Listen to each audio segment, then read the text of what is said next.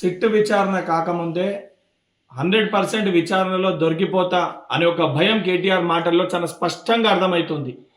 ఏదైతే నువ్వు మాట్లాడుతున్న సందర్భాల్లో ఇది సర్వసాధారణము. ప్రతిపక్ష నాయకుల ఫోన్ ట్యాపులు చేస్తారు. ఏదైతే రాజకీయంలో ఉన్నప్పుడు, అధికారంలో ఉన్నప్పుడు ఇదేదో రెగ్యులర్ ప్రొసీజర్గా చెప్పే ప్రయత్నం చేస్తున్నావు. అండ్ రేపు పొద్దున కూడా దొరికినా కూడా నేను ముందే చెప్పినా కదా అనే విధంగా నీ యొక్క ప్రసంగం ఉన్నట్టు చాలా స్పష్టంగా అర్థమవుతుంది. కేటీఆర్ ఇంత చదువుకున్నా అంత చదువుకున్నా అని మాట్లాడుతావు. కనీసము సోయి లేదు.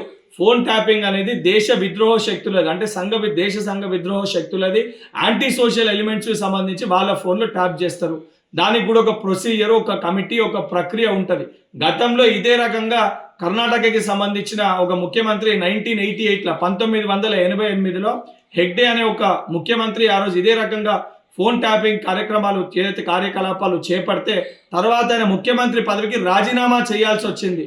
సోయి లేకుండా, సిగ్గు లేకుండా ఈరోజు అంగీకరించే విధంగా మాట్లాడుతున్నావు. నువ్వు ఎన్ని నాటకాలు ఆడినా, ఎన్ని డ్రామాలు ఆడినా, మీరు 10 ఏళ్ళ అధికారంలో ఉన్నప్పుడు నీచానికి దిగజారిపోయి ఇద్దరు వ్యక్తుల మధ్యలో సంభాషణ విని మీ రాజకీయ స్వార్థ ప్రయోజనాల కోసం ఎంతో మంది జీవితాలను ఆగం చేసిర్రు, ఎంతో మంది జీవితాలను నాశనం చేసిర్రు.